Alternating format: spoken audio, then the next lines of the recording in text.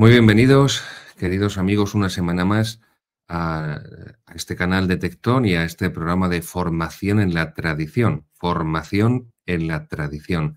Ya saben, nuestras tres secciones. En primer lugar, la profundización, la explicación de la palabra de Cristo, de las lecturas de la misa tradicional, de la liturgia romana antigua, de la mano principalmente de San Agustín, doctor de la Iglesia. La segunda sección, que es la explicación del Catecismo de Monseñor Schneider, Credo, Compendio de la Fe Católica, y la tercera sección, que es la historia de la teología católica de la mano del Papa Benedicto XVI, con los textos de sus catequesis, ahora en este momento, sobre los primeros teólogos de la Iglesia, los padres de la Iglesia. Bien, acabamos de celebrar el séptimo domingo después de Pentecostés, domingo séptimo después de Pentecostés. Como ya les he dicho en muchas ocasiones, formación en la tradición y sobre todo esta primera sección, no se trata de hacer una homilía, un sermón sobre las lecturas de la misa del domingo, del rito tradicional romano, sino se trata de profundizar lo que al sacerdote no le da tiempo en la predicación, porque entonces se alargaría demasiado la misa, pero sí aquí tenemos la posibilidad de poder hacerlo así y de la mano de ese gigantesco espíritu que fue San Agustín, ese gran padre de la Iglesia occidental, de la Iglesia latina, pues poder profundizar en esas lecturas bíblicas. En este séptimo domingo, después de Pentecostés, la epístola es a los Romanos, capítulo 6, versículos 19-23. Epístola a los Romanos, capítulo 6, versículos 19-23. Dice San Pablo: Os hablo a la llana, en atención a la flaqueza de vuestra carne. Pues bien, como pusisteis vuestros miembros al servicio de la impureza y de la iniquidad, para la iniquidad, así ahora entregad vuestros miembros al servicio de la justicia para la santidad. Pues cuando erais esclavos del pecado estabais libres respecto de la justicia. ¿Y qué frutos obtuvisteis entonces? Aquellos de que ahora os avergonzáis, porque su fin es la muerte. Pero ahora, libres del pecado y siervos de Dios, tenéis por fruto la santificación y por fin la vida eterna. Pues la soldada del pecado es la muerte, pero el don de Dios es la vida eterna en nuestro Señor Jesucristo. Y el Evangelio de este domingo séptimo del tiempo después de Pentecostés, es el Evangelio de San Mateo, capítulo 7, versículos 15-21. Evangelio de San Mateo, capítulo 7, versículos 15-21. Guardaos de los falsos profetas que vienen a vosotros con vestiduras de ovejas, mas por dentro son lobos rapaces. Por sus frutos los conoceréis. ¿Por ventura se cogen racimos de los espinos e higos de los abrojos? Todo árbol bueno da buenos frutos y todo árbol malo da frutos malos. No puede árbol bueno dar malos frutos, ni árbol malo frutos buenos. El árbol que no da buenos frutos es cortado y arrojado al fuego. Por los frutos, pues, los conoceréis.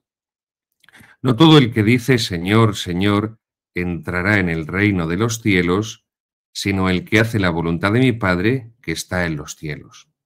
Bien.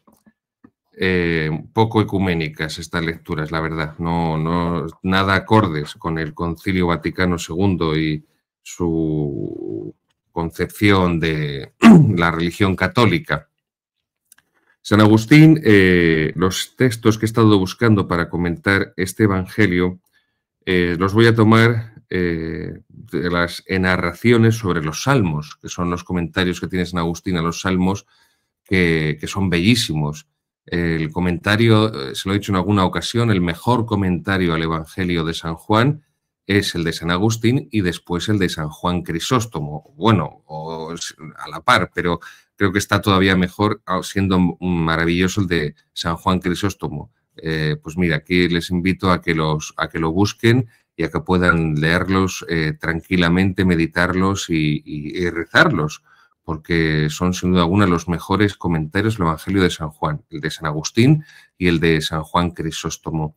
Y también tiene San Agustín esa obra de comentarios a los salmos, las narraciones sobre los salmos, que es también una de sus mejores obras de predicación, porque ustedes saben que San Agustín, pues ahí está recogida su predicación, en sus sermones y en esos comentarios también a los salmos, pero evidentemente luego tiene una parte bastante voluminosa de su producción que son estudios, son tratados contra, por ejemplo, los pelagianos, herejes, contra, pues, por ejemplo, los arrianos, los macedonianos y tantas otras sectas que pululaban por la Iglesia en ese siglo V después de Cristo.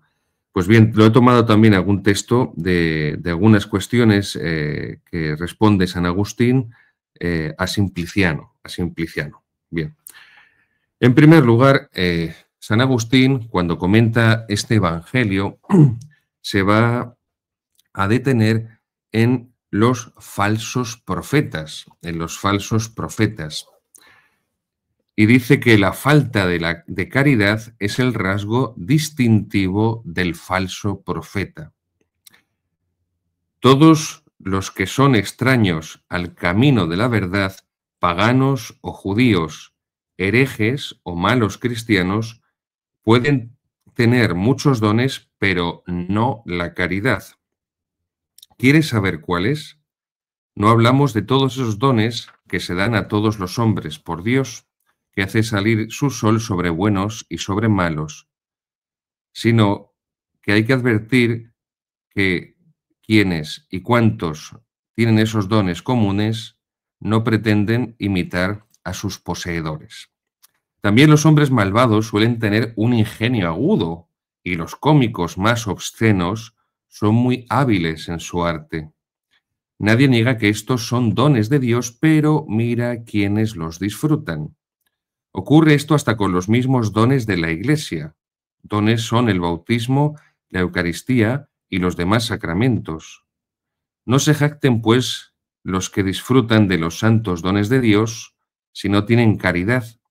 Piensen, por el contrario, la cuenta que han de dar a Dios al usar las cosas santas no santamente, porque de entre sus filas saldrán los que han de decir.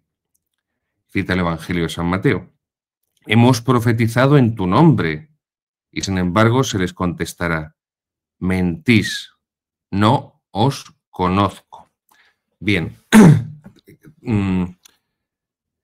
se nos ha transmitido, salvo que alguno de ustedes haya tenido la bendición divina de ser formado por buenos sacerdotes católicos, pero por lo general en esta Iglesia del Vaticano II se nos ha transmitido una noción de caridad pervertida, una noción de caridad, iba a decir, sí, desnaturalizada, en el pleno sentido de su ontología, porque la caridad es una virtud teologal, que nos es infundida cuando recibimos el sacramento del bautismo. Nos son infundidas las tres virtudes teologales: fe, esperanza y caridad.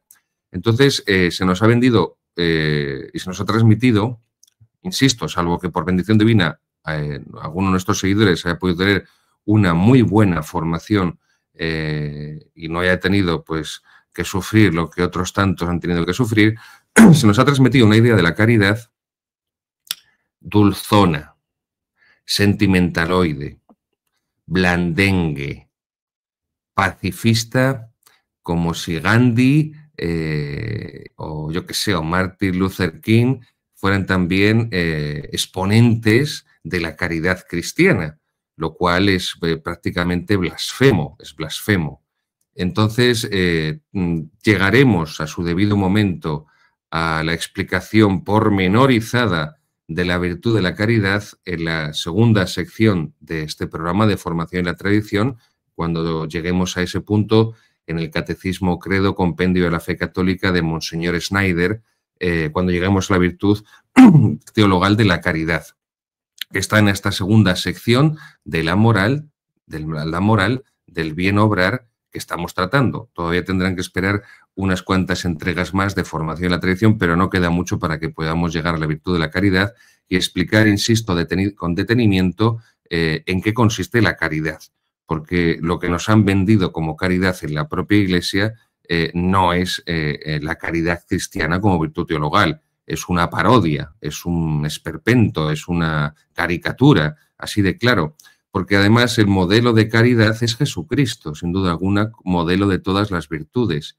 Y si la caridad es esa versión del Vaticano II, pacifista, edulzona y bobalicona que nos han vendido, pues Jesucristo encontramos en el Evangelio que insulta a los judíos y les llama sepulcros blanqueados, hipócritas.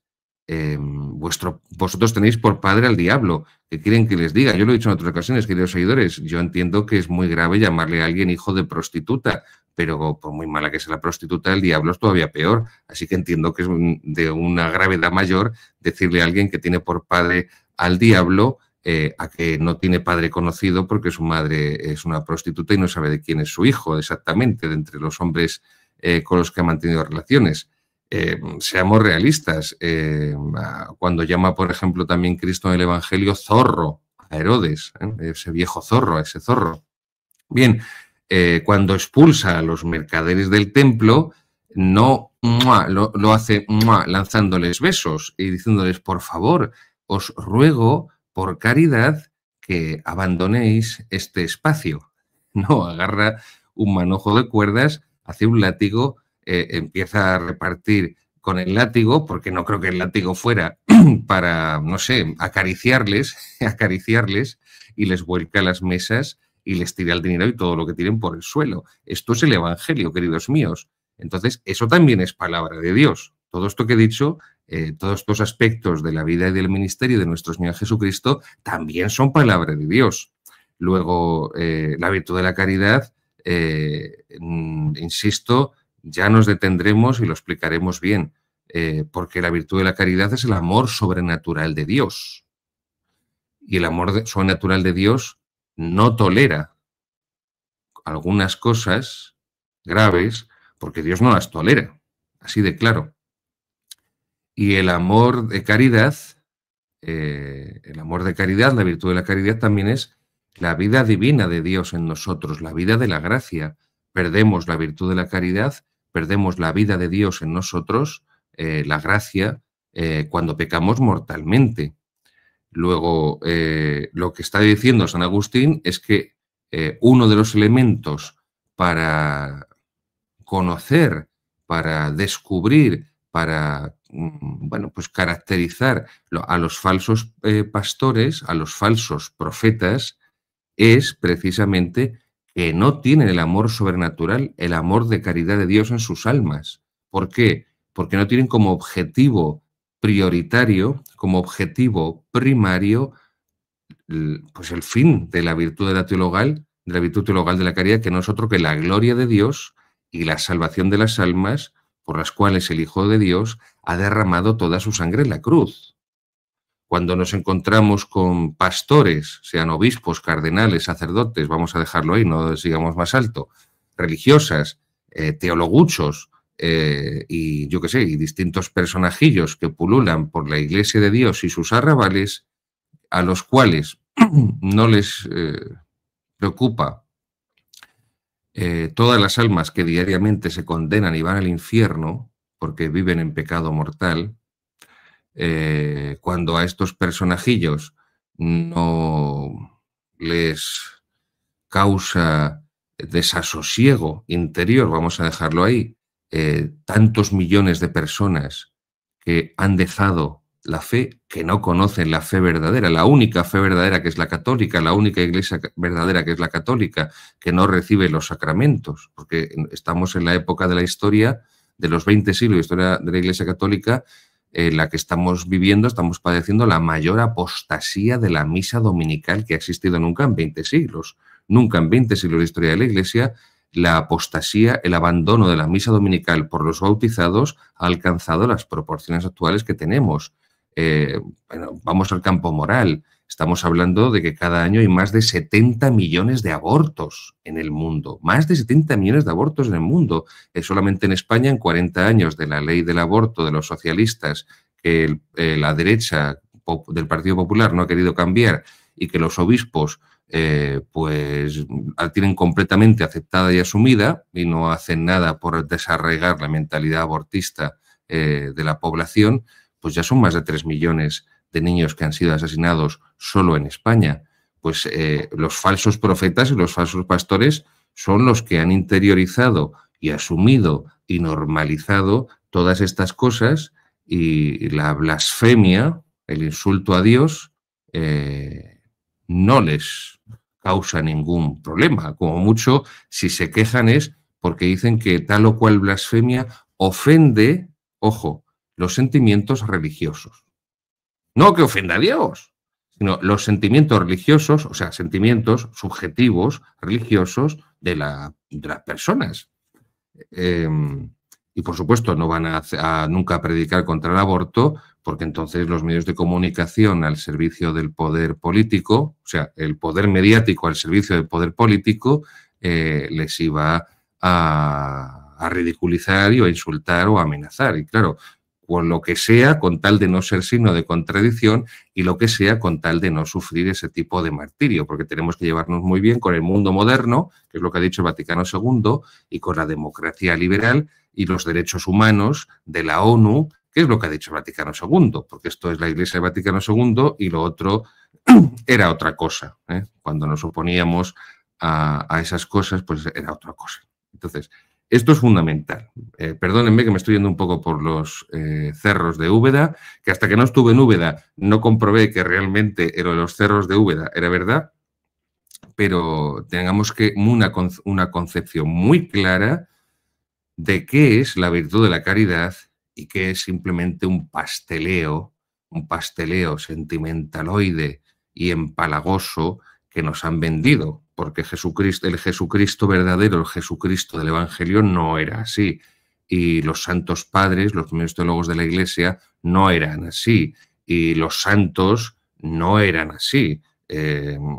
Por eso incluso Santa Teresita de Lisieux, Santa Teresita del Niño Jesús, con toda su forma de expresarse, deseaba ser como Juana de Arco y luchar por Jesucristo contra los enemigos de la religión católica, y deseaba morir mártir, y no era ni mucho menos una muñequita que solamente pensaba en jugar a las casitas. O sea, esto es una virtud, la virtud de la caridad, que tenemos que recuperar y limpiar de toda la hojarasca sentimentaloide y modernista, masónica, porque al final eso es en lo que se ha transformado hoy la caridad en la Iglesia, en solidaridad, ¿no? En solidaridad, pues y recuperar lo que es realmente la naturaleza teologal, la naturaleza sobrenatural de la virtud de la caridad.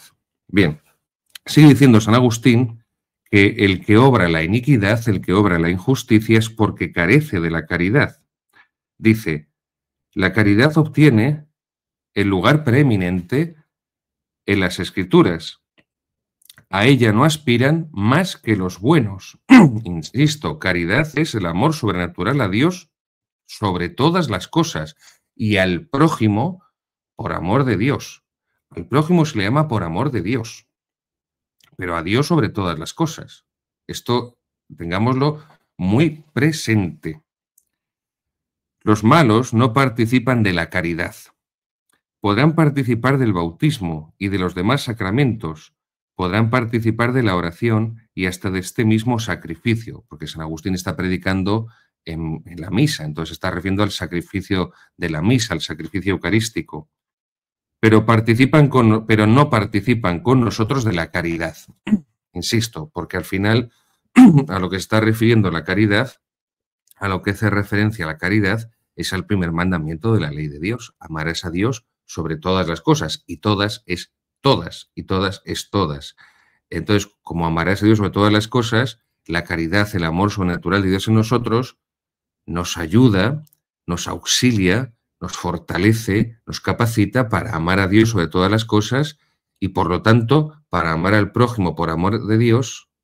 Y ese amor al prójimo empieza por llevarle a Dios, por enseñarle a Dios, por mostrarle a Dios. No solamente en las obras materiales, ¿no? Las obras de misericordia espirituales tienen una importancia mayor que las obras de misericordia corporales. Es decir, las obras de misericordia corporales están en función de las espirituales, por esa preeminencia que tiene el alma sobre el cuerpo, porque además es el cuerpo el que tiene que supeditarse al alma.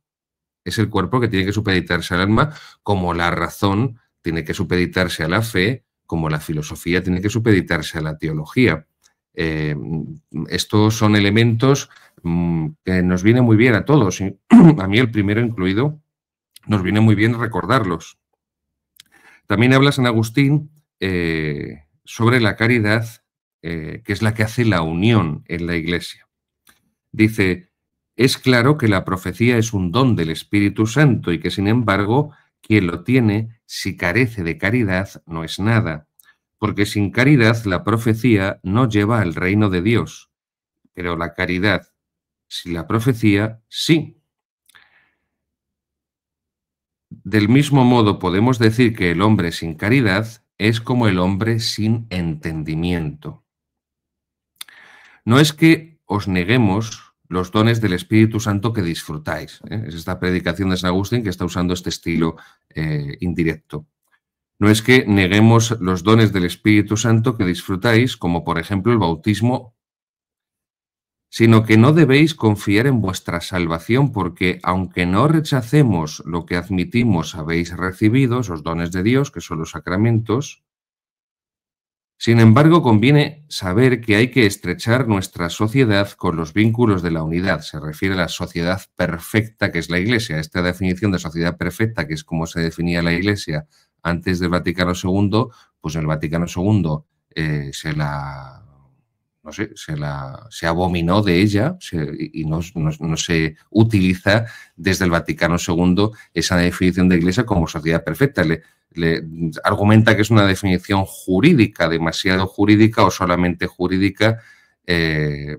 Bueno, pues entonces todos los que lo utilizaron antes del Vaticano II, como Pío XII en Mystici Corporis y tantos otros grandes teólogos y canonistas, pues estaban equivocados, claro, hasta que llegó el magnífico evento, el nuevo Pentecostés del Vaticano II, que nos enseñó que por fin la verdad, porque hasta el Vaticano II no la conocíamos, no nos habíamos enterado absolutamente de nada, éramos retrasados mentales, no conocíamos el Evangelio, no conocíamos la Sagrada Escritura, ni a los padres de la Iglesia, ni la teología, no sabíamos lo que era la liturgia, ni la vida sacerdotal, ni el apostolado, no sabíamos nada hasta que el magnífico y providencial Vaticano II nos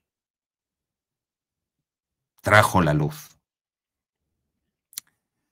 Conviene saber que hay que estrechar nuestra sociedad con los vínculos de la unidad, sin la cual, por muchas y muy santas y venerables cosas que poseáis, no solo no son nada, sino que os hacéis tanto más indignos de la vida eterna, cuanto mayores sean los dones que recibáis en esta vida transitoria y los uséis mal.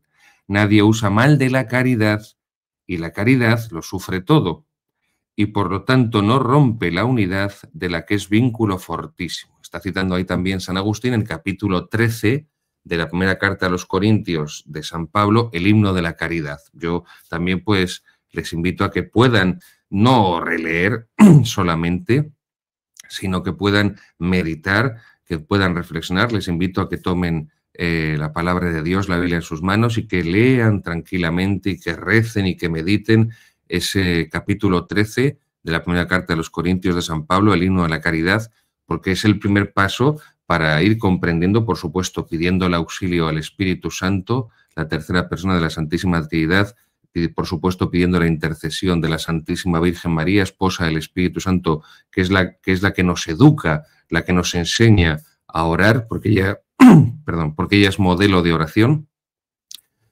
pidámosle que nos ayude y que ilumine nuestro entendimiento y que mueva nuestra voluntad, nuestro corazón, para comprender realmente qué es la virtud teologal de la caridad y desechar la imagen falseada, falsificada que nos han vendido.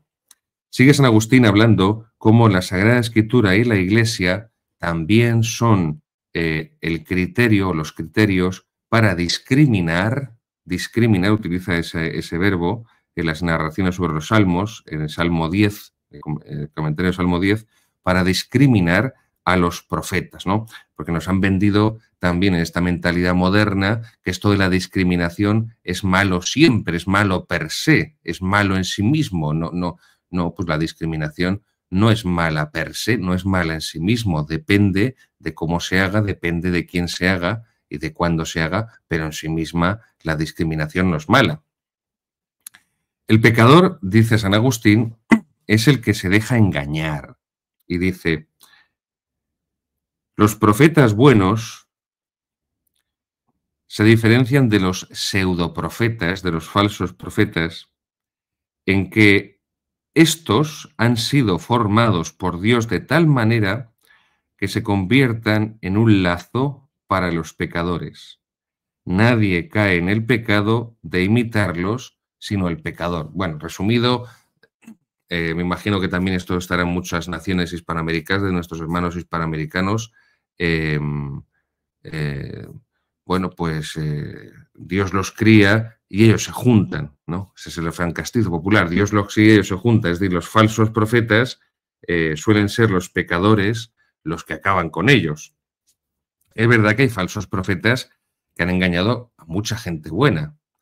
Pensemos, por ejemplo, un caso muy reciente que me viene a la cabeza, es el del padre Marcial Maciel, fundador de los Legionarios de Cristo, que engañó, es un falso profeta. Creo además que Benedicto XVI en una ocasión le definió así, el padre Maciel, como un falso profeta, y que engañó a muchísimas personas buenas, con buena intención, incluso personas santas, incluso personas, en el caso de teólogos, de sacerdotes con una gran formación, les engañó por completo, pero normalmente los falsos profetas, normalmente los falsos pastores, como dice el refrán castizo español, Dios los cría y ellos se juntan, ¿no? Pues al final se les pegan los que se les pegan y se apartan de ellos los que se aparten de ellos. No es una ley general, no se cumple siempre, pero sí que se cumple normalmente, habitualmente. Hay tres clases de hombres, nos dice San Agustín. Hay tres clases de hombres odiados por Dios. Claro, esta es otra cosa que nos han metido en la cabeza en este cristianismo light y descafeinado que nos han vendido, de que Dios no puede odiar, de que Dios es bueno y como es bueno no puede odiar.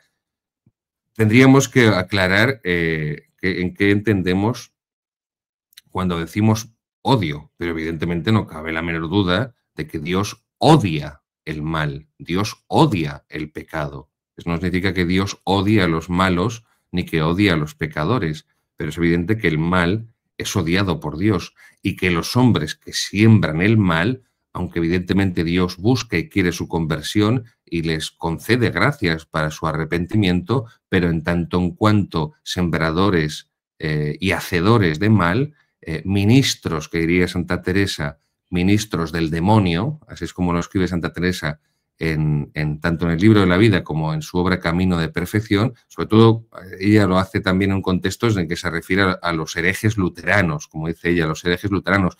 Poco ecuménica Santa Teresa. Como no vivió el Vaticano II, no se enteró de lo que era la Iglesia Católica, la pobre Santa Teresa, que era pues eso, preconciliar, no era ecuménica. Dice que son los herejes luteranos, no los llama hermanos separados y estas payasadas y estupideces que oímos habitualmente. No.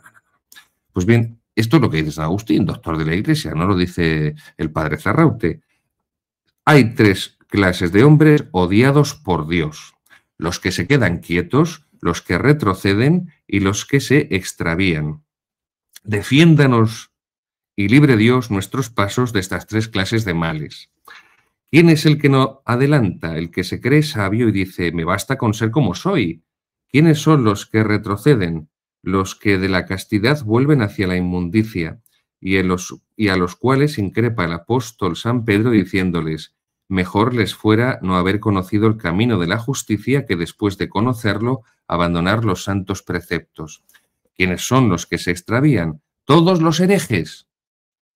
Esto ha desaparecido del lenguaje de la Iglesia del Vaticano II. Ya no se llama hereje a nadie. Bueno, si acaso, bueno, no voy a entrar ahí. Ha desaparecido. Hermanos mayores, hermanos separados, hermanos, no sé, hermanos de leche, no sé ya. No, no, esto es la palabra de San Agustín, doctor de la Iglesia, gran padre de la patrística latina, y el resto de los santos padres, de los padres de la Iglesia, todos hablan con absoluta naturalidad de los herejes, de los herejes. Esto es un vocabulario que ha desaparecido de la Iglesia contemporánea.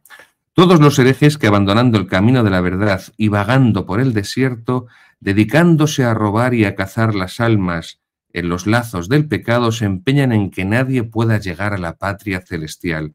Lobos vestidos de pieles de oveja, siendo por dentro fieras rapaces, que predican el camino de Cristo y conducen a la muerte a quienes les siguen. Nada ecuménico, San Agustín. Bueno, pues por intercesión de San Agustín también le pedimos que nos conceda, y más en estos tiempos de esta crisis que vive la Iglesia Católica, que nos conceda siempre esto que le gustaba tanto decir al Papa Francisco, el discernimiento, discernir, esto que tanto les gusta a los jesuitas, que discernamos los falsos profetas de los verdaderos profetas, es decir, aquellos que hablan en nombre de Dios, porque eso es lo propio del profeta, el que habla en nombre de Dios, el que nos transmite la palabra verdadera de Dios, de los falsos profetas que solamente se predican a sí mismos, que no transmiten la palabra de Dios, que no buscan la salvación de las almas, la gloria de Dios, sino que solamente buscan la componenda con el mundo, enemigo de Dios, con el demonio, enemigo de Dios, y con la carne, enemigo de Dios, porque son enemigos de la salvación eterna del hombre, los tres enemigos del alma. Y pidamos también a San Agustín que nos conceda, por eso, reconocer a los verdaderos pastores, a los verdaderos profetas, que también, como lo vemos en el Antiguo Testamento, los profetas son los que tienen que corregir a los fieles, tienen que ser en ocasiones duros con los fieles, porque la palabra de Dios no es algodón, azúcar y miel. Y esto es precisamente lo que nos enseña la palabra de San Agustín comentando este Evangelio de San Mateo capítulo 7 en este domingo séptimo después de Pentecostés.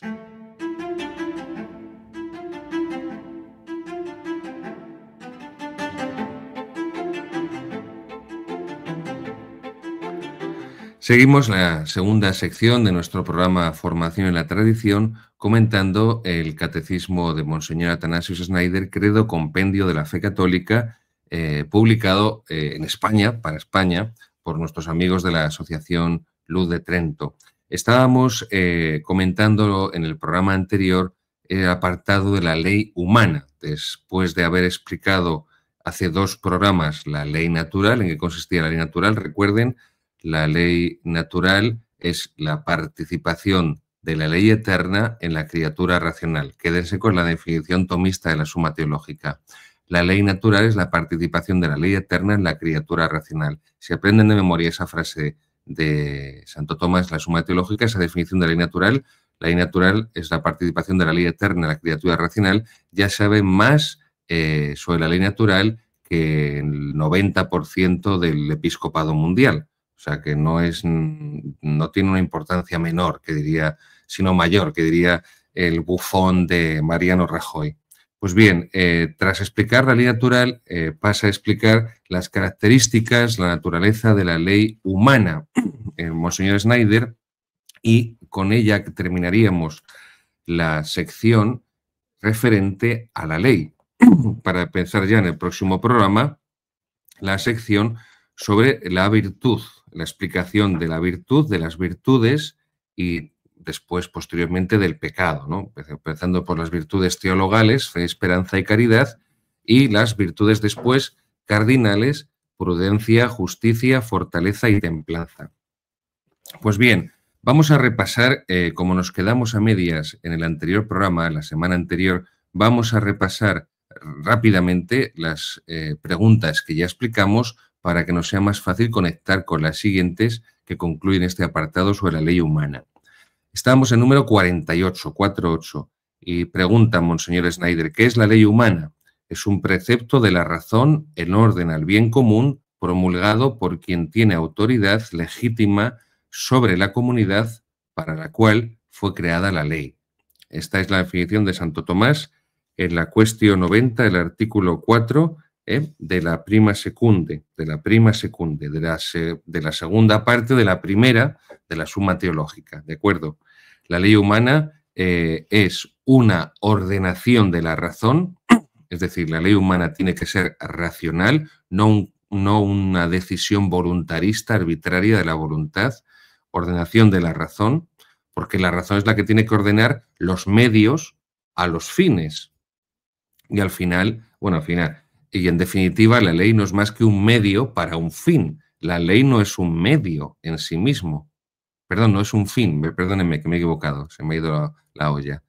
La ley es un medio para un fin. La ley no es un medio en sí mismo, a menos que a través de la ley, como hacen los estados totalitarios modernos, liberales, democráticos, a través de las leyes, lo que se busca es destruir la civilización cristiana, destruir la familia natural y cambiar por completo la mentalidad de las sociedades. Y entonces tienen ese efecto ideológico las leyes actuales, como lo vemos. Por ejemplo, las leyes del aborto han creado una mentalidad antivida, antinatalista, pero en general antivida, y por eso todos los que apoyaron y apoyan las leyes de asesinato de niños inocentes, del aborto, es normal y es lógico que después hayan ya promulgado la ley de la eutanasia, la ley de la muerte ya. Es lógico, por esa mentalidad contraria a la vida, después ya de 40 años, de 50 años de leyes contra la vida, a favor del aborto, pues la eutanasia tarde o temprano iba a llegar como consecuencia, insisto, de esa mentalidad antivida ideológica, pero que tiene una plasmación jurídica, jurídico-política, también administrativa, y que eso es lo que llega a la población y moldea su mentalidad. Luego, la ley es una ordenación de la razón para el bien común, recuerden, el bien del hombre en cuanto hombre y porque es hombre, es decir, porque tiene alma racional y porque es un ser político, un ser social por naturaleza, promulgada por quien tiene la autoridad legítima. Recuerden lo que explicamos sobre la ley natural, quien tiene la autoridad legítima y promulga una ley que es contraria a la naturaleza humana, a la ley moral natural, es una ley inicua, es una ley injusta. Luego, no es una ley verdadera, enseña Santo Tomás, y no tenemos que obedecerla, Número 49. ¿De qué modo la ley humana viene de Dios? Esto seguramente, cuando lo escucharon algunos de nuestros seguidores, pues les dejaría descolocados en el programa anterior. ¿De qué modo la ley humana viene de Dios? Proviene de Dios indirectamente en la medida en que Él hace que las autoridades que gobiernan legítimamente participen de la autoridad. Y aquí cita Monseñor Schneider la epístola a los Romanos, el capítulo 13, versículo 1. Quédense con esta cita que es muy importante. Siempre es bueno que memoricemos algunas citas especiales de la Sagrada Escritura porque nos da mucha luz sobre determinados aspectos de la religión católica. Epístola a los Romanos, capítulo 13, versículo 1, dice así San Pablo: todos habéis de estar sometidos a las autoridades superiores, porque no hay autoridad sino por Dios, y las que hay por Dios han sido ordenadas. Esto significa, como les dije en el programa anterior, que la autoridad tiene un origen religioso, tiene un fundamento religioso, no tiene un origen humano, en ese sentido, democrático, de soberanía popular, de soberanía nacional, de pacto social, que diría Hobbes, o contrato social que diría Rousseau, porque eso implica que el hombre no es social por naturaleza. El pacto social, el contrato social, esa mitología que se inventaron del estado de naturaleza, porque eso sí que es auténtica y pura mitología, todo ese derecho político moderno, toda esa filosofía política moderna que es la que tenemos hoy asentada en todos los lugares y a la que la Iglesia se suma en el Vaticano II, y es lo que, si decimos lo contrario a alguien hoy en la Iglesia, pues somos herejes, no hemos atentado contra ninguna verdad de fe, al contrario, pero nos convertimos en herejes para la Iglesia modernista y liberal actual, pero esto fue la doctrina católica y sigue siendo la doctrina católica política, el origen del poder religioso, porque está en Dios creador, que ha creado al ser humano con un alma racional y lo ha creado como un ser político, un ser sociable, un ser social por naturaleza. Luego, por eso el poder político, a quien debe primero respeto y obediencia, es al Dios creador, y es lo que significa la ley natural, a la ley moral natural que proviene de Dios. Y recuerden, participación de la ley eterna en la criatura racional. Por eso en el catolicismo se entendía que la democracia no era compatible con la enseñanza política católica. El liberalismo no era compatible con la política católica. La enseñanza, el magisterio político de la Iglesia, mucho menos el socialismo. Bueno, pues esto es lo que se quebró desde el Vaticano II y nos ha llevado pues donde nos ha llevado. Alguno de nuestros seguidores pensará que soy monotemático con el Vaticano II, pero es que lo que intento hacerles ver, queridos amigos, no porque yo tenga algún tipo de iluminación, yo sea algún tipo de iluminado y yo tenga un conocimiento oculto así que a los demás mortales les ha sido vedado, no, sino porque tenemos que ser fieles a la Iglesia de siempre, a la Iglesia católica, a la Iglesia fundada por Cristo y los apóstoles. Y no tenemos que adaptarnos a las modas, a los pensamientos del mundo. Lo dice en la primera carta el evangelista, el apóstol San Juan, que no nos conformemos al mundo, que no pensemos como el mundo. No pensemos como el mundo no solo a nivel de la moral. Yo soy católico porque no pienso como el mundo, porque el mundo está a favor del aborto y yo soy católico y estoy en contra. Y el mundo está a favor de la eutanasia y está a favor de... y yo estoy en contra, pues sí, pero no solo a nivel moral. No podemos pensar como el mundo a nivel político. Y por eso la enseñanza católica política, el magisterio político católico, era distinto a la política, al derecho liberal, revolucionario. Es más, la política moderna revolucionaria surge contra, como una reacción contra, se levanta contra la enseñanza política católica. Por tanto, no podemos... no, es que hay católicos, hay cristianos que viven una esquizofrenia porque son practicantes y católicos en lo privado, pero no son en lo público.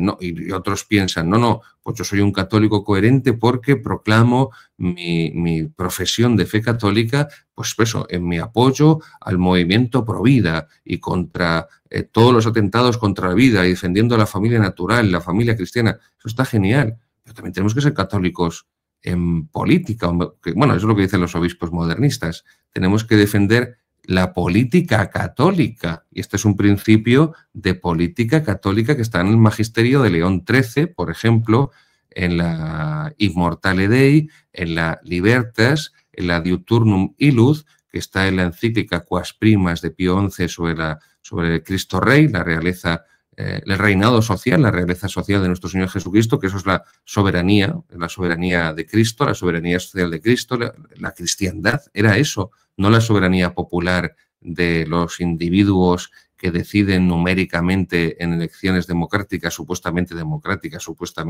deciden que el bien y el mal, la verdad y la mentira dependen del número de votos. Pero bueno, no me quiero centrar ya más aquí porque en el programa anterior ya hablamos de ello, pero es muy importante este principio de política católica para que no caigamos en el error de pensar que somos católicos fieles a la tradición y a la Iglesia católica de siempre, y sin embargo a nivel de política tengamos una mentalidad completamente liberal y acatólica, cuanto menos, siendo benévolos y moderados. Bien, número 50. ¿En qué se diferencia la ley natural de la ley humana? Recuerden que nos decíamos, señor Snyder, la ley humana no es universal, porque la ley natural sí lo es, todos los hombres, sino que depende la ley humana de los que están sujetos a ella y del poder del legislador. Una característica de la ley natural que no tiene la ley humana, es universal, por la naturaleza humana, que es universal, de todos los hombres, de todas las épocas de la historia y de todos los lugares y continentes. Bien, otra característica que diferencia la ley humana de la ley natural es que la ley humana no es inmutable y puede cambiar, y de hecho cambia dependiendo de las épocas, de las naciones, y en cambio la ley natural es inmutable, no cambia. No admite excepciones, la ley humana sí, incluso la ley eclesiástica, la ley canónica, por eso hay dispensas. Y luego además la ley humana, tercera característica, no es absoluta. En cambio, la ley natural sí es absoluta. La ley humana se considera vinculante cuando es, o mejor dicho, no se considera vinculante cuando es inconveniente, gravemente inconveniente. Bien. Número 51. ¿Qué es el derecho eclesiástico, el derecho de la Iglesia? Pues, queridos míos, el Código de Derecho Canónico, donde está reunida la legislación, las leyes, por las que supuestamente, que me da risa, supuestamente la Iglesia se regiría por el derecho canónico. Esto es, pues, no sé, en fin, es como... En fin, vamos a dejarlo ahí. Viendo que hay tantas jerarquías episcopales en la Iglesia y tantos sacerdotes que la observancia del derecho canónico que tienen es similar al interés que tiene por la teología Jennifer López, pues en fin. Pero bueno, digamos que ahí está el derecho. El Papa Francisco hizo más de no sé cuántos cánones cambió. Ya perdí la pista, pero cuando yo estudié la licenciatura, el máster en Derecho Canónico, los 3 cursos, los 3 años tuvimos los alumnos comprarnos un código nuevo cada curso porque no valía el que teníamos, porque había cambiado no sé cuántos cánones el Papa Francisco. Entonces, pues, en fin, yo he preguntado a canonistas con bastante más experiencia que yo y me dicen que ya se pierde en el código con todos estos cambios después del pontificado del Papa Francisco y que no se encuentran, que ya no saben cómo funciona muy bien después de tantas modificaciones. Pero bueno, como referente, vamos a dejarlo ahí, como referente objetivo, digamos que la legislación eclesiástica, la legislación por la que se rige la Iglesia, es el Código de Derecho Canónico, que tiene una función que es el bien espiritual de los fieles. El bien espiritual de los fieles. Por eso el último canon, que se nos ha cambiado el Papa Francisco, gracias a Dios y su infinita misericordia, es el 1752, que es el que nos dice lex animarum suprema lex. Salus animarum suprema lex. La salvación de las almas es la ley suprema. Salus animarum suprema lex, canon 1752. Pues es el bien espiritual, la salvación de las almas, en definitiva, lo que busca la legislación eclesiástica.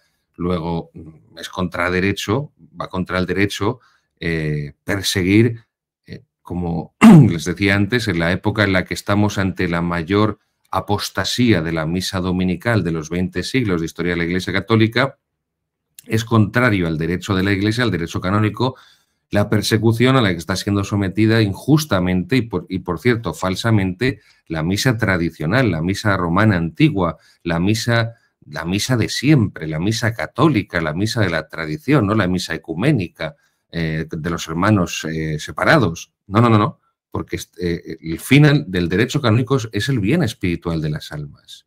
Y cuando hay almas que reciben un bien espiritual de la misa tradicional, como lo han recibido miles de santos, doctores de la Iglesia, confesores, mártires, papas, obispos, sacerdotes, padres de familia, niños, como han recibido durante 1500 años esa fuente de gracia divina a través de la misa tradicional, pues esa fuente de gracia de la misa tradicional sigue siendo operativa para muchas almas que reciben un alimento fundamental para su fe de ella. Entonces no se puede convertir en algo nocivo y maléfico porque lo diga, pues no sé, un papa, así de claro.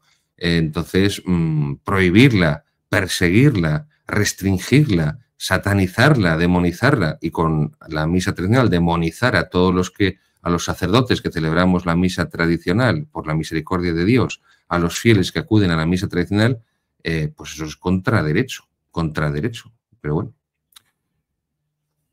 Y, por cierto, el derecho de la Iglesia, el derecho canónico, se aplica también a todos los bautizados que tienen uso de razón. Número 52. ¿Hay casos en los que no se debe seguir la ley humana? Pregunta Monseñor Schneider. Si la ley humana dicta una ley que excede la jurisdicción del legislador, que amenaza gravemente el bien común o contradice la ley natural o la ley divina, constituye un acto de violencia más que una ley verdadera. Tiene apariencia de... Lo que dice Santo Tomás en la Suma es que tiene apariencia de ley, porque ha sido promulgada supuestamente por el legislador competente, pero aunque tenga apariencia de ley, no es una ley verdadera porque está en contra de la ley natural y por lo tanto de la ley divina positiva. Así que es nula, no tiene valor y no hay que seguirla. Esto está en la Suma Teológica, prima secunde, insisto, segunda parte de la primera, prima secunde, cuestión 93, artículo 3. Número 53. ¿Qué debemos hacer cuando dos leyes parecen estar en conflicto? La ley superior tiene prioridad sobre la ley inferior. Por ejemplo, la ley natural tiene prioridad sobre la ley positiva, la ley humana positiva. La prioridad es la de la ley natural. No, es que hay una ley que prohíbe asistir a la Santa Misa, ¿no? Esto que vivimos en la pandemia, que en algunos lugares estaba prohibido y iba a buscarte la policía si ibas a la iglesia. No, pues la ley natural que nos ordena dar culto al Creador está por encima de la ley positiva. Y luego la ley divina, hay una que es la ley humana positiva viene en latín positum, que significa lo opuesto, ¿vale? Lo hecho. Hay una ley humana positiva, que es la ley que hacen los hombres, y hay una ley divina positiva, que es la ley de Dios, el derecho divino. En definitiva, los 10 mandamientos de la ley de Dios. Los 10 mandamientos de la ley de Dios vendrían a ser la ley divina positiva. La ley divina positiva puesta, emanada directamente por Dios. Lo que ocurre es que Santo Tomás de Aquino, no solo él, pero él es el que mejor lo teoriza, dice también que los 10 mandamientos de la ley de Dios, de la ley humana positiva, también son un compendio, un resumen perfecto de la ley natural, de la ley moral natural. Eso es cierto, porque la ley natural y la ley divina no están enfrentadas, no son opuestas, porque al final tienen a Dios como origen, a Dios creador, solo que una es no revelada, la ley natural que el hombre puede conocer por su propia naturaleza, por el uso de su razón, y la ley divina positiva que Dios nos la ha revelado, nos la ha dado a conocer, y esta es la que está en la Sagrada Escritura. Insisto, cuando le son entregadas las tablas de la ley a Moisés. Pues bien, la ley superior tiene prioridad, por ejemplo, sobre la ley inferior. La ley natural tiene prioridad sobre la ley positiva humana, la ley divina tiene prioridad sobre la ley humana y la ley eclesiástica tiene prioridad sobre la ley civil. La ley eclesiástica tiene prioridad sobre la ley civil. Por eso también el derecho de la Iglesia, en el Código de Derecho Canónico, se habla de la canonización de las leyes. Aunque eso no es un poco...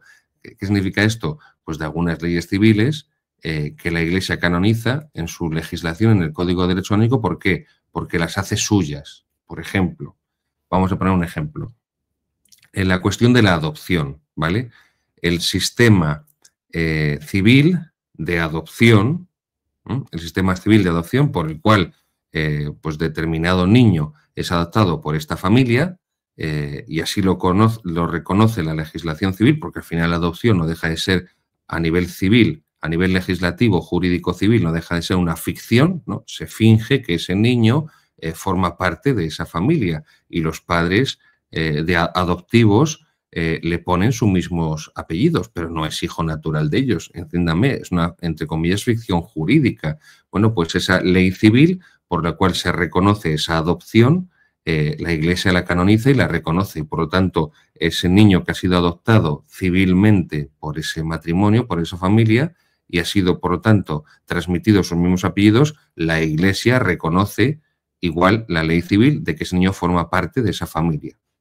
No le trata como si no perteneciera a esa familia. Esto es la canonización de la ley civil y la ley eclesiástica que está por encima asume la civil. Otro tema, pero nos llevaría muy lejos, sería ver cómo los funcionarios eclesiásticos han bajado los pantalones y han decidido que la ley civil de estados ateos, que son prácticamente, quitando Hungría, quitando Polonia, en Hispanoamérica no sé cómo anda la cosa muy bien, porque, en fin, pues lo que tenemos son estados ateos.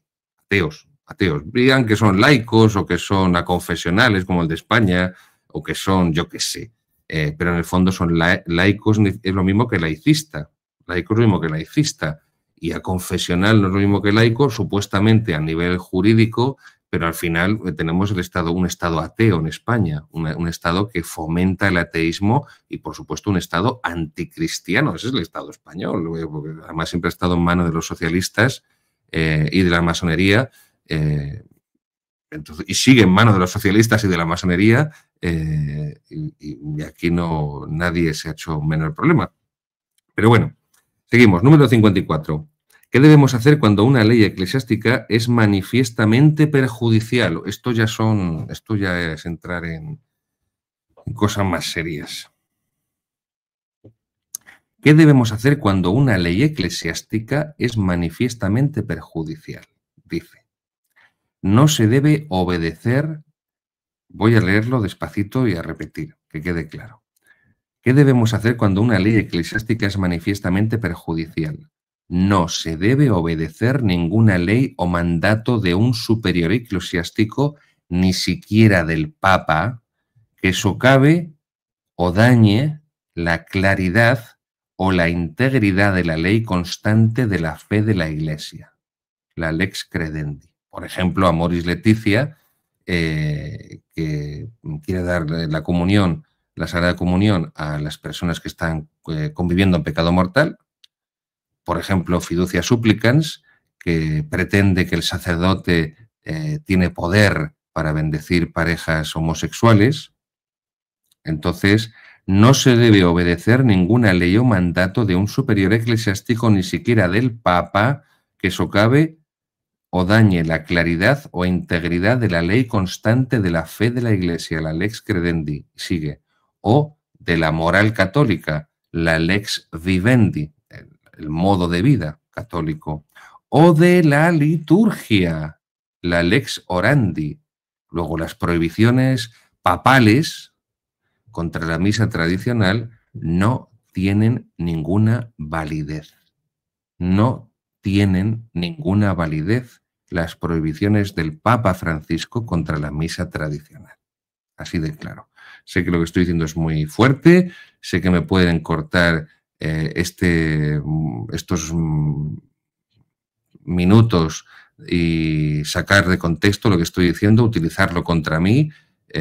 Pueden intentar procesarme penalmente, canónicamente con el derecho penal canónico, pero es que no tienen argumentos porque es así. El Papa no tiene potestad para prohibir un rito litúrgico universal que fue celebrado en la Iglesia durante 1500 años. El Papa no tiene potestad para prohibir eso. Es un abuso de autoridad, es una extralimitación de la autoridad.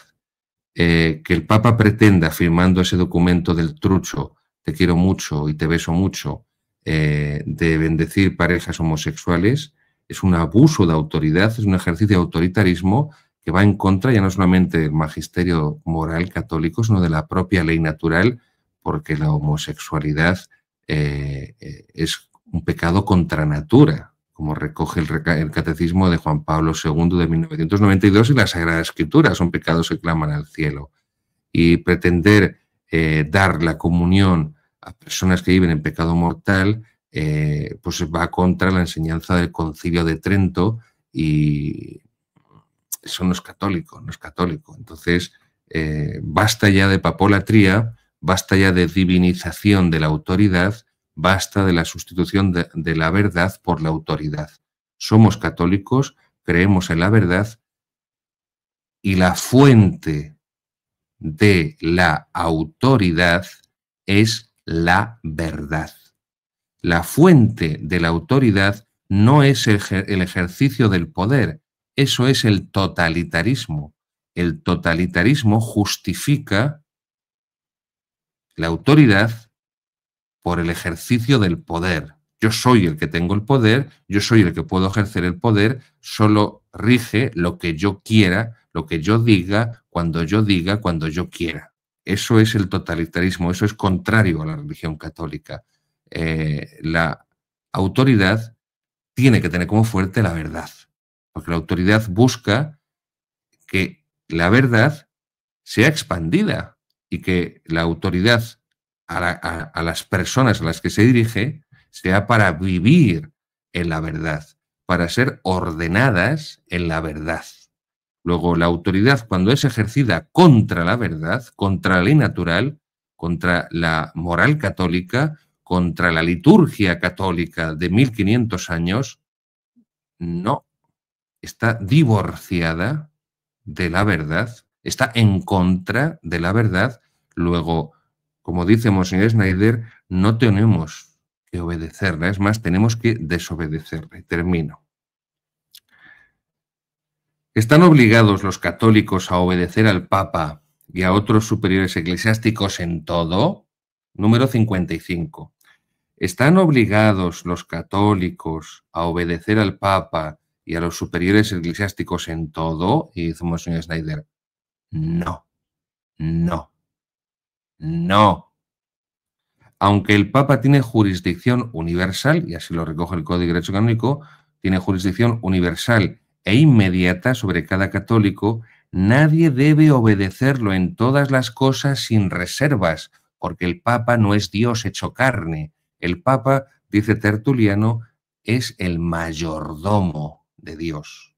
Es el vicario de Cristo, no es el sucesor de Cristo, porque la Iglesia es el cuerpo místico de Cristo. 1 Corintios capítulo 12. El cuerpo místico de Cristo no es el cuerpo místico del Papa. El hombre, dice Monseñor Schneider citando a Santo Tomás, Suma Teológica, Secunda Secunde, Cuestio 104, artículo 5. Dice Santo Tomás, el hombre está sometido sin restricción alguna a Dios en todo, en lo interior y en lo exterior, y por consiguiente debe obedecerle en todo a Dios. Los súbditos, en cambio, con respecto a sus superiores, no están subordinados, no están sometidos en todo, sino en determinadas materias, y en estas los superiores son intermediarios entre Dios y los hombres. El superior es el intermediario entre Dios y los hombres. El superior no es Dios. Eso es de los jesuitas. Eso es jesuitismo. El superior no es Dios. El obispo no es Dios y el papa no es Dios y su párroco no es Dios. Son mediadores. Mediadores. El único que es Dios y mediador es Jesucristo, como dice la carta a los hebreos, mediador pontifex, pontífice entre Dios y los hombres. Pero los superiores humanos no son Dios. El, entre comillas, superior de unos niños son sus padres y tienen que obedecer a sus padres por Dios. Pero su padre y su madre no es Dios, no son la encarnación de Dios. Porque Dios, porque es Dios, es infalible. Y el papa, el obispo, el cardenal, el sacerdote, el párroco, los padres, no son infalibles. Termina Santo Tomás. Los súbditos, en cambio, con respecto a sus superiores, no lo están sometidos en todo, sino en determinadas materias, y en estas los superiores son intermediarios entre Dios y los súbditos. En las otras cosas, sin embargo, están sometidos inmediatamente a Dios, que es quien los instruye por la ley natural o por la ley escrita. hasta aquí la enseñanza de lo que es la ley humana.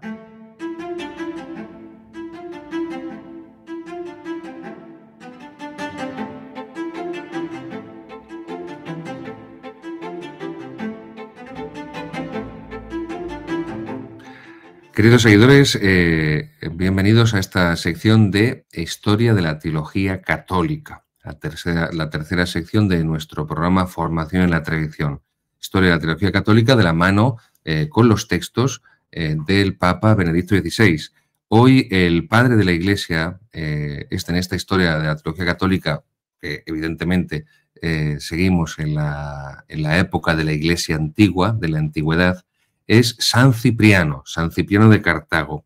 Tienen que acudir a la catequesis del 6 de junio del año 2007, la audiencia general o catequesis de Benedicto XVI del 6 de junio del 2007. Por favor, acudan, ya saben que está en la página del Vaticano, descárguensela o imprímansela como prefieran, léanla, estudienla, subrayenla, récenla, medítenla, porque así es como vamos a comprender, no solamente a conocer esta historia de la teología católica, sino a comprender cómo el Espíritu Santo, que es quien dirige la Iglesia, no lo olviden nunca, por favor, queridos seguidores, no es el Papa el que guía la Iglesia, es el Espíritu Santo, el motor y el que guía la Iglesia, como nos dice Cristo en el Evangelio, cómo el Espíritu Santo suscita esa profundización, ese conocimiento en los misterios del cristianismo, en las verdades de la fe.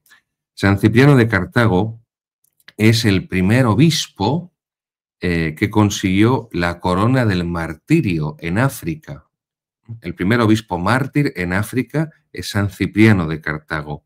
Y toda su producción literaria pues está directamente unida, intrínsecamente unida, pues a su actividad, a su ministerio episcopal. Es decir, San Cipriano no fue propiamente un teólogo especulativo, es decir, un teólogo erudito que se puso a teorizar, a investigar, a profundizar en los misterios de la fe, sino que podemos decir que es un hombre muy práctico, es un obispo muy práctico. Eso no significa que sea inculto de ningún modo, no era un funcionario eclesiástico de los que tenemos ahora, de los que sufrimos ahora, no. Era un hombre realmente culto, San Cipriano, pero pues se dedicó principalmente a gobernar, a regir su diócesis, y la actividad intelectual reflejada en sus escritos está subordinada a su actividad práctica, por decirlo así, a su praxis de gobierno. No es tanto como en el caso, por ejemplo, de San Agustín, que aparte de su actividad de gobierno en la diócesis de Cartago,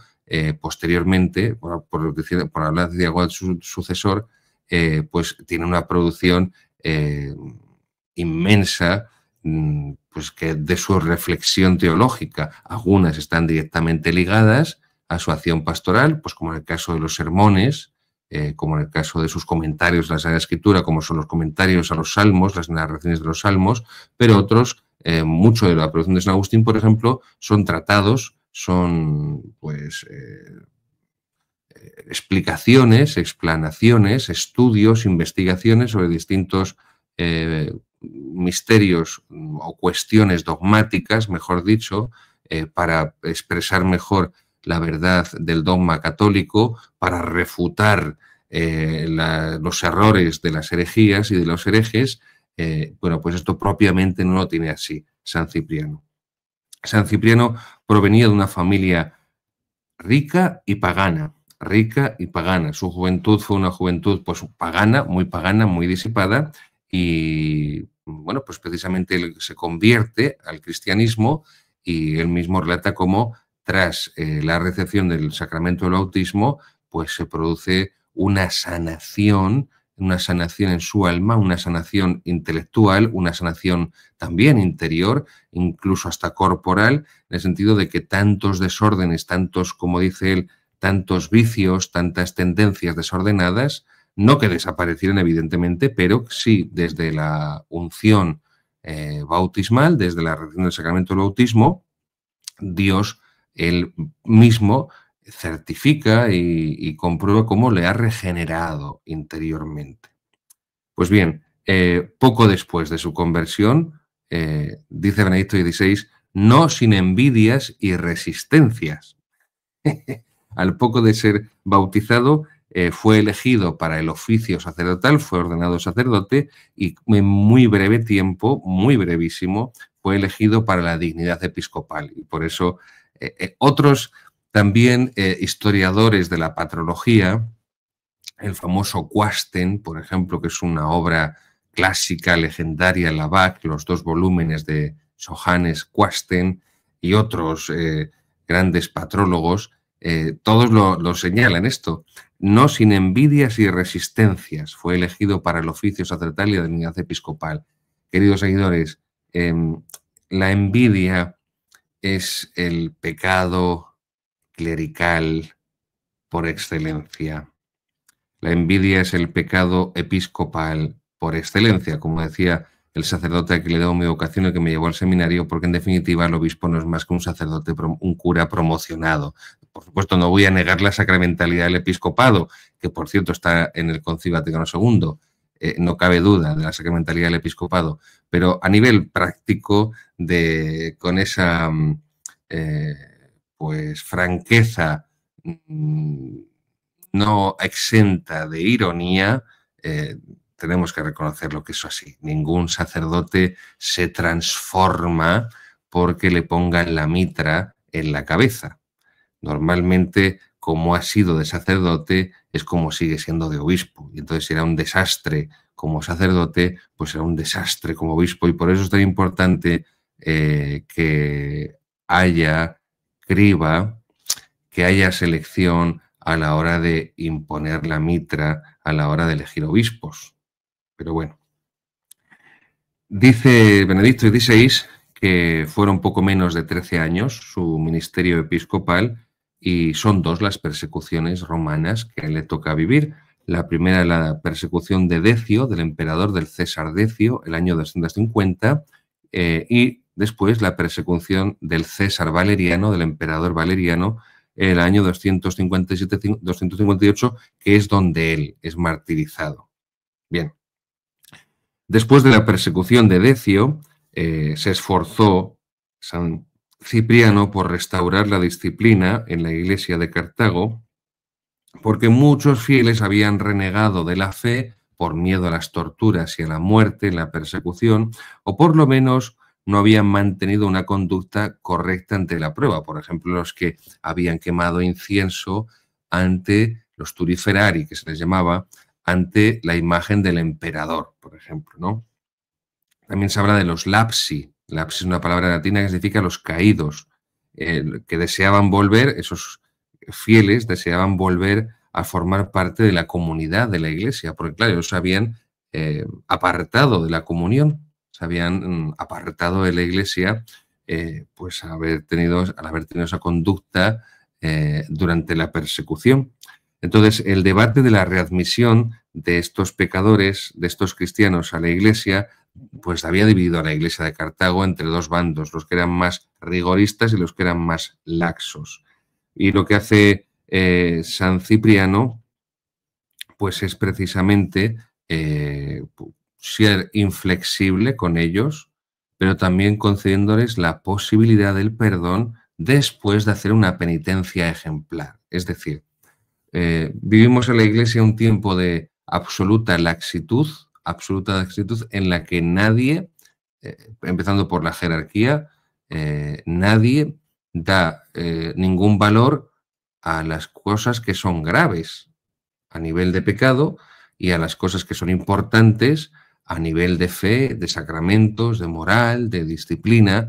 Entonces eso hace que cuando no se valora para el bien, porque es importante, el tesoro sobrenatural de los sacramentos, ni se valora adecuadamente el mal, que es el pecado, pues se relativiza el bien de la fe, el bien de la verdad de la fe, se relativiza el bien de la verdad de los sacramentos, la verdad sacramental, y se relativiza el mal moral del pecado.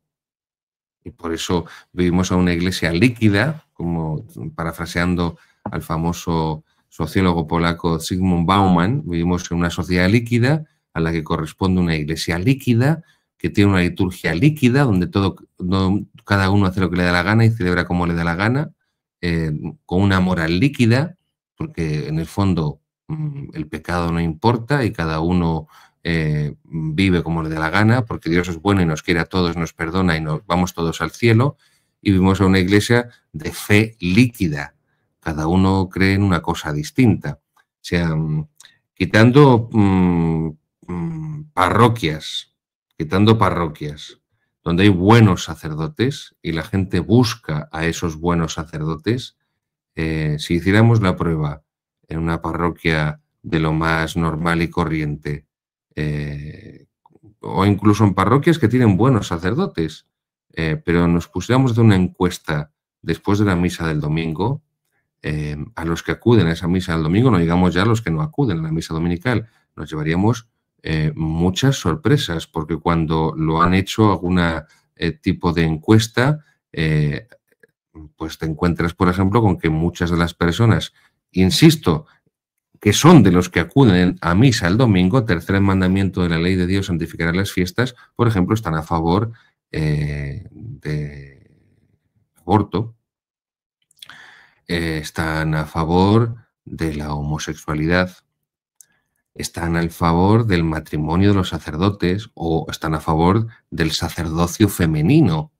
Están a favor pues, de hecho, de facto, a la desaparición del sacramento de la confesión, porque no se confiesan, pero siempre van a comulgar, no tienen pecados, así que siempre van a comulgar, pero no confiesan.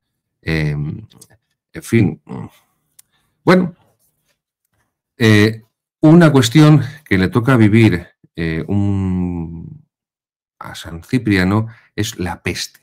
Durante la época de San Cipriano se produjo pues una epidemia de peste, y lo que hizo San Cipriano fue, dice Benedicto, supo practicar la justa medida al recordar a los fieles demasiado temerosos de perder la vida y los bienes terrenos, que para ellos la verdadera vida y los verdaderos bienes no son los de este mundo, no son los de este mundo. Fue un espectáculo bochornoso durante la pandemia. Los obispos que corrieron a recibir la vacuna, y me refiero a los obispos que corrieron a recibir la vacuna, y sacerdotes también, por supuesto, y cardenales, incluso ilegalmente, para recibirla los primeros antes que otras personas. Hay nombres y apellidos, no los voy a decir. Algunos saltaron a la prensa, otros no han saltado a la prensa, pero hubo obispos y cardenales que movieron todas sus influencias para que se les vacunara lo antes posible. No les tengo ninguna envidia por recibir la vacuna, que conste, pero seamos verdaderos, seamos honestos intelectualmente. Esto dejó de manifiesto de forma muy clara que no se cree en la vida eterna, que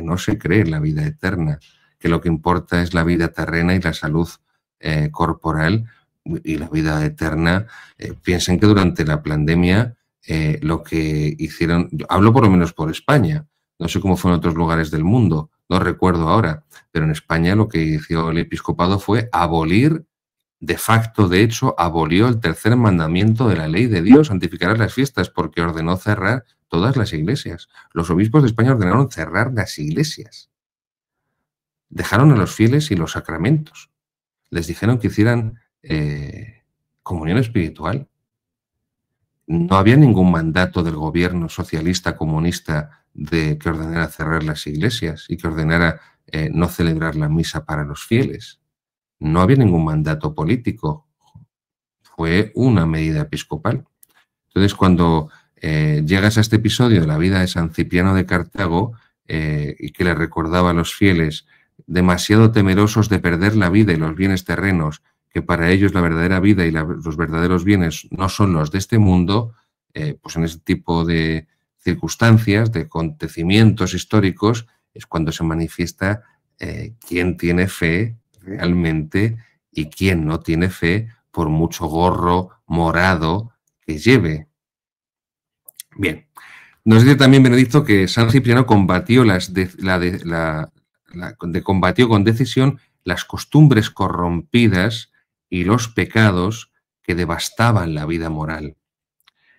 Además, bueno, pues así acabó sus días. Fue arrestado, tuvo un breve interrogatorio y afrontó con valentía el martirio. Bien, pues San Cipriano compuso muchos tratados, escribió muchas cartas, pero insisto, todo ello supeditado, subordinado al ministerio episcopal, poco inclinado a la especulación teológica, dice Benedicto XVI.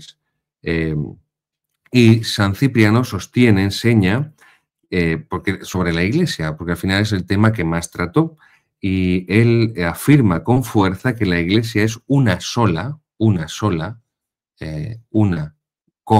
santa, católica y apostólica. La Iglesia es una sola. No hay iglesias protestantes. No hay iglesias protestantes. No tienen la sucesión apostólica. No tienen los sacramentos. No tienen sobre todo la fe verdadera. No tienen la fe verdadera. Son una religión falsa y son herejes porque niegan verdades de la fe católica. Hay que llamar a las cosas por su nombre, por favor, queridos seguidores. Esto no es falta de caridad.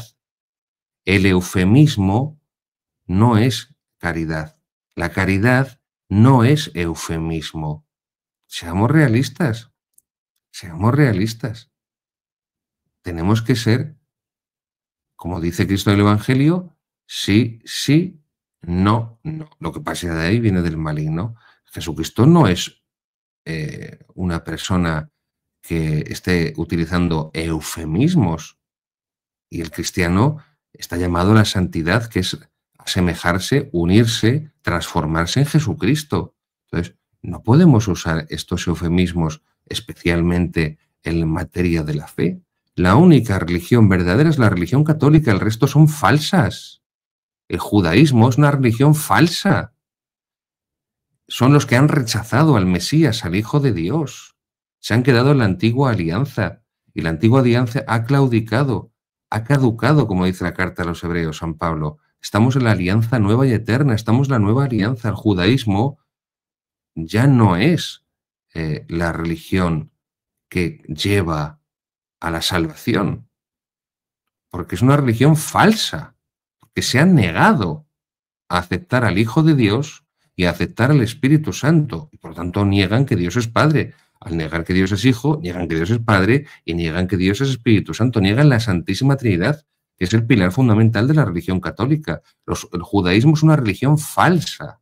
El Islam no es que sea una religión falsa, es que es una religión de inspiración demoníaca, no porque lo diga yo, que soy un pobre cura, es que lo reconoce el mismo Mahoma en el Corán. Busquen, si quieren, los versos satánicos. Busquen Mahoma, Corán, versos satánicos. Verán lo que van a encontrar con un poquito que investiguen por esa inmensa hemeroteca que es Internet, que tiene mucha basura, no dudo, pero también tiene cosas muy buenas. Entonces, son religiones falsas. Los cristianos que niegan verdades definidas de dogmas de fe, son herejes. Son herejes. Es que tenemos que llamar a las cosas por su nombre y dejarnos de eufemismos, porque el eufemismo no es evangélico, no es cristiano. Pues bien, afirma fuertemente San Cipriano que la Iglesia es una sola y es la que está fundada sobre San Pedro, el vicario de Cristo. No el sucesor de Cristo, pero sí el vicario de Cristo. Por eso hablamos de que la Iglesia es una santa católica, apostólica y romana. No se cansa de repetir que quien abandona la cátedra de San Pedro, sobre la que está fundada la Iglesia, se engaña si cree que se mantiene en la Iglesia. Es decir, durante el pontificado del Papa Francisco había muchas personas, creo que buenas personas, bien intencionadas, pero con una absoluta falta de formación oceánica, que decían que el Papa Francisco no era papa, que el Papa Francisco era un falso papa, era un antipapa porque era un hereje y tal. Bueno, evidentemente Francisco dijo herejías, dijo cosas contrarias a la fe católica, por ejemplo, en julio del 2024, cuando dijo en Singapur que todas las religiones llevan a Dios. Eso es una herejía, evidentemente, eso es una herejía. pues como la bendición de parejas homosexuales, como la comunión a adúlteros, porque además el lenguaje bíblico, el lenguaje paulino, el lenguaje que usa San Pablo es el de adúlteros, no esto de parejas divorciadas, vueltas a casar. Esos son eufemismos del Vaticano II. El lenguaje paulino, el lenguaje bíblico, es el que es. Sodomitas, afeminados. No es como traducen las Biblias modernas, lujuriosos. No, porque el pecado de lujuria entre un hombre y una mujer, que es pecado mortal, cuando es un pecado de lujuria entre dos hombres o entre dos mujeres, como es contrario a la ley de la naturaleza, es un pecado de lujuria, pero es todavía más grave, porque va en contra de la naturaleza. Lo que está haciendo es pervertir, manipular la palabra de Dios y buscar una traducción que le sea menos ofensiva a los oídos ateos del mundo posmoderno. Porque el posmoderno, aparte, por otra parte, que ensalza y glorifica la lujuria, pero bueno, el posmoderno puede entender, el hombre posmoderno, la sociedad moderna, puede entender eso de que los lujuriosos a los que se refiere San Pablo, ¿no? Pues en la carta a los Gálatas, en la primera carta a los Corintios, pues que se refiere pues algo así como a pervertidos sexuales, ¿no? Obsesos sexuales, y no se está refiriendo a eso San Pablo, eso no es el original. Está diciendo que ni los afeminados, bueno, dice primero sodomitas, ni los sodomitas, ni los afeminados, ni los borrachos, ni los adúlteros heredarán el reino de los cielos. No anda con eufemismos tampoco San Pablo, y por eso no es caridad utilizar eufemismos. No es caridad utilizar eufemismos, no, es un comportamiento mundano. San Cipriano no tiene este comportamiento mundano, y por eso es tan importante la enseñanza de San Cipriano en las dos cartas que tiene, la carta 4 y la carta 73, donde encontramos esas famosísimas expresiones de San Cipriano, cuando dice: fuera de la Iglesia no hay salvación, extra ecclesiam nulla salus, que es la carta 4 de San Cipriano, el número 4, ¿vale? Carta 4, número 4. Algo así, como digamos decir, como el, no es el capítulo, vendría algo así como el párrafo, ¿no? Aunque no sea todos los números, cada uno un párrafo, pero búsquenla. San Cipriano, carta 4, número 4, extra ecclesiam nulla salus, fuera de la Iglesia no hay salvación. Claro, después el Vaticano II nos dijo que no, que aquí todo el mundo se salva, que el protestante también se salva, el judío, la teoría de los cristianos anónimos de Rahner, ¿no? El judío, el cristiano, el musulmán, el budista, el calvinista, el ateo, por supuesto, el mormón, el testículo de Jehová. Aquí nos hablamos todos. Entonces, ¿para qué vamos a hacer apostolado, no? ¿Para qué vamos a hacer apostolado? ¿Para qué vamos a hacer penitencia? ¿Para qué vamos a rezar? Eso son cosas preconciliares, rancias de esa iglesia tridentina, tradicionalista, reaccionaria, fascista, falocéntrica, ¿qué más? Coitocrática, yo qué sé, no sé ya, que no es resiliente, que no es inclusiva, que no se apunta a la Agenda 2030 y al cambio del clima climático por culpa del malvado hombre blanco occidental, heterosexual y cristiano, que es un nazi. No, no, no. Fuera de la Iglesia católica no hay salvación. Las personas que se salvan por la mediación de la Iglesia Católica. Esto nos llevaría muy lejos, pero bueno, anótenlo, que está frases de San Cipriano, padre de la Iglesia: fuera de la Iglesia no hay salvación, y ya llegaremos en su momento, gracias también al catecismo de Monseñor Schneider, ya llegaremos a explicar bien realmente esta cuestión de la salvación por medio de la Iglesia. Y también otra expresión de San Cipriano famosa es que no puede tener a Dios por padre quien no tiene a la Iglesia por madre. No puede tener a Dios por padre quien no tiene a la Iglesia por madre. Es de la carta 73 del número 21.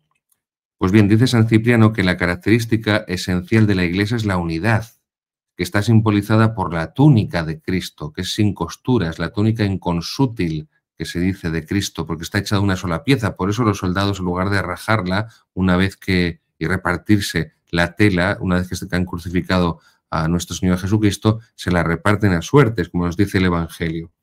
Esa unidad de la Iglesia Católica, que es una solo, tiene su fundamento en San Pedro y se realiza perfectamente en la celebración de la Santa Misa, del Santísimo Sacramento del altar, de la Santísima Eucaristía.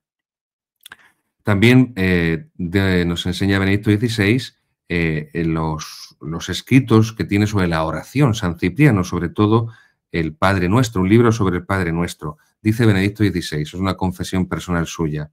A mí me gusta especialmente el libro sobre el Padre Nuestro, que me ha ayudado mucho a comprender mejor y a rezar mejor la oración que Cristo nos enseñó del Padre Nuestro, cuál es el correcto modo de orar para que no se rece únicamente por sí mismo, y por eso está en plural. Es una oración comunitaria, aunque la recemos solo, decimos Padre Nuestro, no Padre Mío, porque sabemos que aunque estemos en todo lugar y en toda circunstancia, somos miembros de un mismo cuerpo que es la Iglesia, el cuerpo místico de Cristo, el cuerpo místico de Cristo. Primera carta a los Corintios, capítulo 12, el cuerpo místico de Cristo. Y termina diciendo el Papa Benedicto XVI cómo en este tratado sobre el Padre Nuestro, sobre la oración de San Cipriano, nos enseña a que con esta oración de los hijos de Dios, el Padre reconoce las palabras de su Hijo. Además, hay que rezar, hay que tener un modo de hablar, hay que tener un modo de hablar y de orar, de rezar, con disciplina, donde se mantenga la calma y la reserva. Pensemos que estamos en la presencia de Dios. Debemos ser gratos a los ojos divinos, tanto en la postura del cuerpo como en el tono de la voz que utilizamos. No es como estos grupos pentecostalistas que han entrado y que están tan de moda ahora en la Iglesia, que en lugar de orar se dedican a organizar espectáculos de luz y sonido, conciertos, a ponerse al Señor en la custodia encima de la cabeza y hacer estupideces y cometer cualquier tipo pues es que no sé ni cómo decirlo, contra el Santísimo Sacramento y bueno, pues eso, protestantismo, pentecostalismo, que bueno, pues está de moda entre los jóvenes, está de moda entre el clero joven y está arrasando en muchos lugares. Ya no hace falta que dé nombres, porque en cuanto de nombres van a estar todos llamando al arzobispado de Toledo pidiendo que me corten la cabeza en la guillotina porque se han sentido atacados e insultados por este pobre cura. Entonces, bueno, no soy un kamikaze, un berserker vikingo, pero ya a estas alturas de la película, si me dijeran que esto es hace 10, 15 años, vale, pero a estas alturas de la película ya nos conocemos todos. Cuando nos reunimos para celebrar los sacrificios divinos con el sacerdote de Dios, dice San Cipriano, cuando nos reunimos con los hermanos para celebrar los sacrificios divinos con el sacerdote de Dios, debemos recordar el temor reverencial y la disciplina sin lanzar al viento nuestras oraciones con voz descompuesta, ni hacer con mucha palabrería una petición que más bien debemos elevar a Dios con moderación, porque Dios no escucha la voz sino el corazón. Y acaba diciendo, después de esta cita de San Cipriano, Benedicto XVI, se trata de unas palabras que siguen siendo válidas hoy y nos ayudan a celebrar la Sagrada Liturgia. La Sagrada Liturgia, queridos seguidores, no es un espectáculo. La Sagrada Liturgia, queridos seguidores, no es un teatro, no es un entretenimiento. La Sagrada Liturgia es dar culto a Dios, adorar a Dios. La Sagrada Liturgia es para Dios, no es para nosotros.